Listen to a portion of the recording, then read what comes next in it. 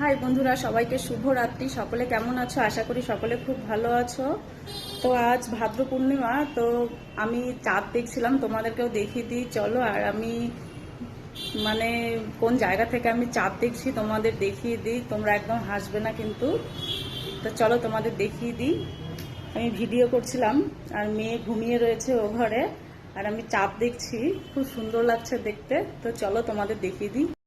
তো বন্ধুরা দেখো, চাঁদ দেখা যাচ্ছে। তো আমি এই জায়গা দিয়ে চাঁদ দেখছিলাম, খুব সুন্দর লাগছে দেখতে।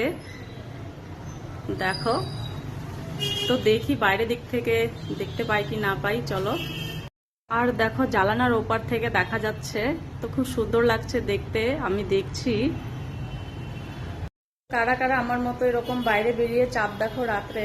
তো আমি মাঝে মধ্যেই দেখি, আমাকে খুব ভালো লাগে চাঁদ দেখতে। তো ছোটবেলায় এরকম মানে কিছু কিছু স্মৃতি মনে পড়ে যায়, যখন বাবা মার সঙ্গে থাকতাম একসঙ্গে।